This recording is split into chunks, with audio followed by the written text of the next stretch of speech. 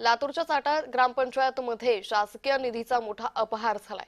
Bogus बिलं दाखवून अधिकाऱ्यांनी 50 लाखांचा निधी हडपल्याचा आरोप आहे। तर लातूरच्या वाटा ग्रामपंचायतमध्ये शासकीय निधीचा मोठा अपहार झालाय। यात संतप्त ग्रामस्थांशी संवाद साधलाय आमच्या प्रतिनिधींनी। तक्रार या ठिकाणी ग्रामस्थांनी केलेली आहे। नेमका धक्कादायक हा प्रकार काय आहे आणि कशा पद्धतीने हा घोटाळा पुढे आलेला आहे त्या संदर्भात आपण जाणून घेणार आहोत। माझ्यासोबत या ठिकाणी काही ग्रामपंचायतचे ग्रामस्थ या ठिकाणी आहेत।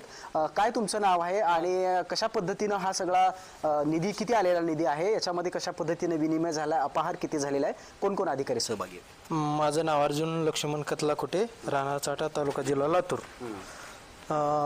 15 आयोगातले एक 50 लाख रुपये आलेले आहेत।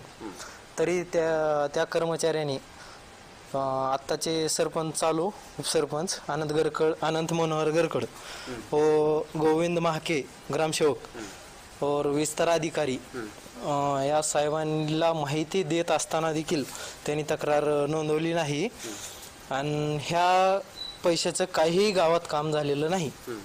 आणि जवळपास बारीक बारीक कामं दाखवून प्रशासकीय खर्च दाखवून 15 ते 20 हजार रुपये असा काय प्रशासकीय आमच्या चाटा ग्रामपंचायतचा खर्च आहे।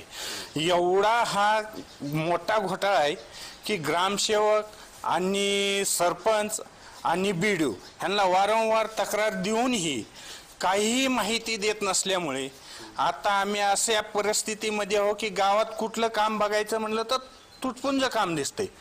अजय गुडके, जय महाराष्ट्र न्यूज, लातूर।